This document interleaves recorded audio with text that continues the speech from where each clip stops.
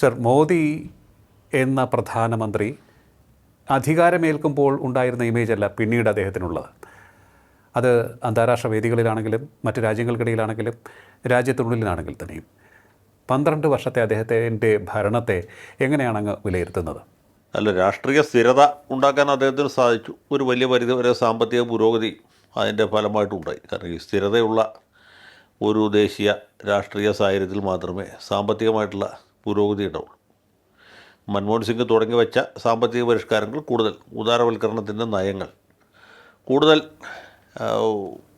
ഉത്തരവാദിത്തബോധത്തോടെ അല്ലെങ്കിൽ കൂടുതൽ ശാഠ്യ സ്വഭാവത്തോടെ വ്യവസായികൾക്ക് താല്പര്യം ഉള്ള രീതിയിൽ പുതിയ സാമ്പത്തിക ശക്തികൾക്ക് ഗുണകരമാകുന്ന രീതിയിലുള്ള മാറ്റങ്ങൾ അത് കൂടുതൽ തീവ്രമായിട്ട് ഊർജിതമായിട്ട് നടപ്പാക്കാനായിട്ട് മോഡി സർക്കാരിന് സാധിക്കുന്നുണ്ട്. അതിൻ്റെ ഫലമായിട്ട് ഈ വികസനത്തിൻ്റെ നേട്ടങ്ങൾ ഒരു പരിധിവരെ ജനങ്ങളിലേക്ക് എത്തിക്കാൻ സാധിച്ചിട്ടുണ്ട്. പിന്നെ പണ്ട് ഉണ്ടായിരുന്ന പോലെ തീവ്രമായ വർഗീയ കലാപങ്ങൾ അല്ലെങ്കിൽ സ്ഫോടനങ്ങൾ ഒന്നും അങ്ങനെ നടക്കുന്നില്ല. ഇപ്പോൾ സമീപകാലത്ത് ചെങ്കോട്ടയിൽ നടന്ന സ്ഫോടനം അത് താരതമ്യേന മുമ്പുണ്ടായതൊക്കെ വെച്ച് താരതമ്യം ചെയ്യുമ്പോൾ ലഘുവായ സ്ഫോടനമാണ്. പണ്ട് ഒറ്റപ്പോട്ടിന് 60, 70, 80, 90, 100 പേര് ഭരിക്കുന്ന സ്ഫോടനമാണ്. ഇപ്പോൾ അത്രയില്ല. തീവ്രവാദികളെയൊക്കെ ഒരു വലിയ പരിധിവരെ അമർച്ച ചെയ്യാൻ സാധിച്ചു. ഇതുപോലുള്ള നിയമങ്ങൾ വളരെ കർക്കശമാക്കി. അങ്ങനെ ശക്തമായൊരു ഭരണം ഈ നാട്ടിലുണ്ട് എന്ന് ജനങ്ങൾക്ക് ബോധ്യപ്പെടുന്ന രീതിയിൽ, അത് ഇവിടെയുള്ള ആളുകൾക്ക് മാത്രമല്ല പുറമേയുള്ളവർക്ക് ബോധ്യപ്പെടുന്ന രീതിയിൽ സർക്കാരിൻ്റെ ഭാഗത്തു നിന്നുള്ള പ്രവർത്തനം നടക്കുന്നുണ്ട്. അപ്പോൾ ഇന്ത്യക്ക് മൻമോഹൻ സിംഗിനെ പോലെ ദുർബലനായ ഒരു പ്രധാനമന്ത്രിയല്ല, അല്ലെങ്കിൽ നരസിംഹറാവുവിനെ പോലെ, ദേവഗൗഡയെ പോലത്തെ ഒരു പ്രധാനമന്ത്രിയല്ല. ഇന്ദിരാഗാന്ധിയെപ്പോലെ കഴിവുള്ള, ശക്തി ഏത് സമയത്ത് വേണമെങ്കിൽ തെളിയിക്കാൻ തയ്യാറായിട്ടുള്ള ഒരു പ്രധാനമന്ത്രി ഇവിടെ ഉണ്ട്. ഇവിടെ ശക്തമായൊരു ഭരണകൂടമുണ്ട് എന്ന തോന്നൽ ആളുകളുടെ ഇടയിൽ ഉണ്ടാക്കാൻ അദ്ദേഹത്തിന് സാധിച്ചു എന്നുള്ളത് ശരിയാണ്.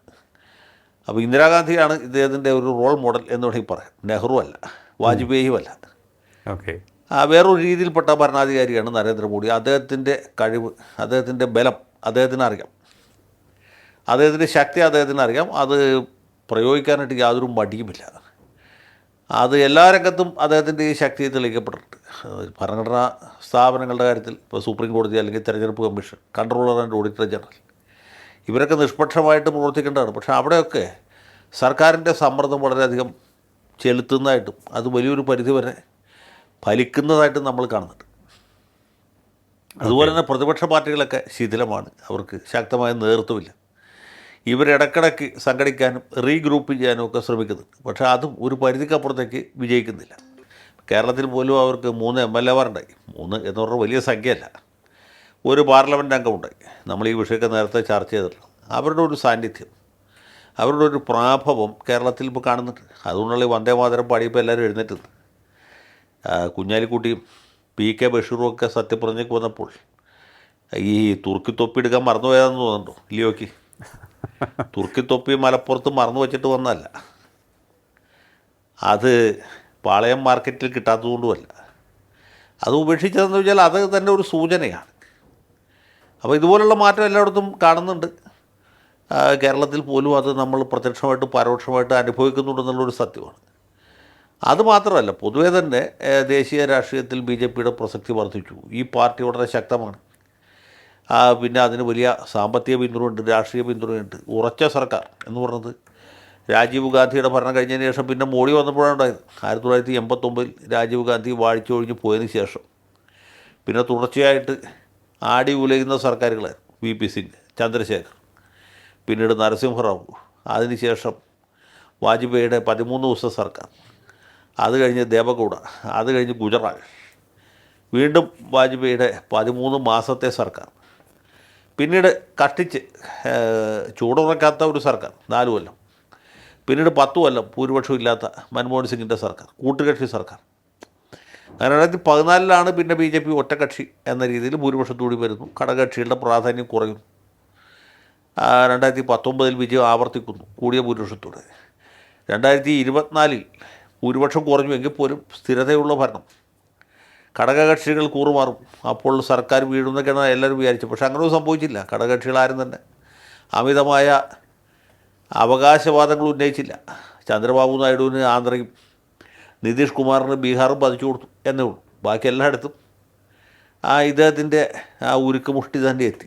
കേന്ദ്ര സർക്കാരിന് ഇന്ന ദിവസം വരെ യാതൊരു വെല്ലുവിളി ഉണ്ടായിട്ടില്ല. അവരാഗ്രഹിക്കുന്ന രീതിയിലുള്ള നിയമങ്ങളൊക്കെ പാസ്സാക്കി എടുക്കാൻ പറ്റി. ഇപ്പോൾ വന്നിട്ട് ഏറ്റവും അവസാനം ഏതാണ് നമ്മുടെ ഭരണഘടനാ ഭേദഗതി മാത്രമേ പാസ്സാക്കാൻ പറ്റാതെ പോയിട്ടുള്ളൂ. സുപ്രീം കോടതിയിൽ നിന്നാണെങ്കിൽ അങ്ങനെ വളരെ ബുദ്ധിമുട്ടുള്ള രീതിയിലുള്ള വിധികളൊന്നും വന്നില്ല. അപ്പോൾ ആകെ വന്നത് നമ്മുടെ ഇലക്ട്രൽ ബോണ്ടുമായി ബന്ധപ്പെട്ട കേസിൽ മാത്രമാണ് സർക്കാരിനെതിരായ ഒരു വിധി വന്നത്. ബാക്കി എല്ലായിടത്തും അയോധ്യ കേസിലടക്കം സർക്കാർ ആഗ്രഹിക്കുന്ന രീതിയിലുള്ള വിധികളാണ് എല്ലായ്പ്പോഴും കോടതിയിൽ നിന്നുണ്ടായിട്ടുള്ളത്. തെരഞ്ഞെടുപ്പ് കമ്മീഷനാണെങ്കിലും അതുപോലെ തന്നെ, കൺട്രോളർ ആൻഡ് ഓഡിറ്റർ ജനറൽ ആണെങ്കിലും അങ്ങനെ തന്നെ. അപ്പോൾ എല്ലാ രംഗത്തും ഈ സർക്കാരിൻ്റെ പിടി മുറുകി എന്നുള്ളതാണ്. 10 കൊല്ലം മൻമോഹൻ സിംഗ് പ്രധാനമന്ത്രിയായിട്ടിരുന്നു, 12 കൊല്ലം നരേന്ദ്രമോദി പ്രധാനമന്ത്രിയായിരിക്കുന്നത് തമ്മിൽ കേവലം 2 കൊല്ലത്തിൻ്റെ വ്യത്യാസമല്ല.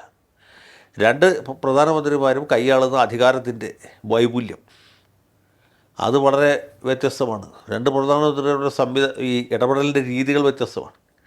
പ്രതിപക്ഷ പാർട്ടികളുടെ അവർ നേരിടുന്ന പ്രശ്നങ്ങൾ വ്യത്യസ്തമാണ്. അപ്പോൾ ഇങ്ങനെ ഒരു ശക്തമായ സർക്കാരുണ്ട് എന്ന് മാത്രമല്ല, ശക്തി നമ്മളെ ഓരോരുത്തരെയും ഓരോ ദിവസവും ബോധ്യപ്പെടുത്തിക്കൊണ്ടിരിക്കുന്നു എന്നുള്ളതാണ്.